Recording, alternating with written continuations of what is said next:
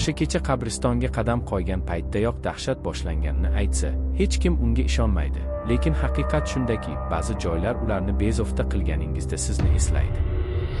U yerga faqat uyga yo'l olish uchun borgan edi. Oy dars ketgan qabr toshlarini zo'rga yoritardi. Shamol singan daraxtlar orasidan shivirlab o'tdi va o'sha paytda u buni his qildi. Ko'kragida to'satdan og'irlik paydo bo'ldi. Go'yo havo o'zgargandek edi. Avvaliga hech narsa noto'g'ri tuyulardi, lekin keyingi kunlarda uning tanasi tushuntirib bera olmaydigan yo'llar bilan unga xiyonat qila boshladi. Uyqusiz tunlar, to'satdan titroq va uning ichida galati tuyg'u. Go'yo hech narsa bo'lmasligi kerak bo'lgan joyda ko'rinmas narsa osib borayotgandek. Shifokorlar xayolga keltirgan har bir sinovni o'tkazdilar va hech narsa topa olmadilar. Ammo bu his har kecha, ayniqsa quyosh botgandan keyin, terining ostida sekin, g'ayritabiiy harakatlarni his qilganda, og'riqli emas, shunchaki xabardor bo'lganida kuchliroq bo'ldi.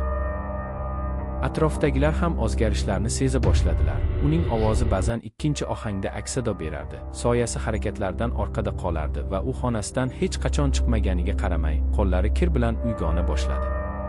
Javob izlab, u diniy tabibning oldiga bordi. U faqat bitta savolni so'rashdan oldin jimgina tingladi. Siz tunda qabristondan yurdingizmi? U bosh irgab qo'yganida uning yuzi qorayib ketdi va u unga hech kim aytishga jur'at eta olmagan haqiqatni aytdi. U his qilgan narsa hayot emas, bola emas, balki jin tomonidan o'rnatilgan yolg'on borlik. U o'z qurbonlarini asta-sekin davo qilish uchun illyuziyadan foydalanadi. Qo'rquv va e'tiqod bilan oziqlanadi, toki inson ongi uni haqiqiy deb qabul qiladi.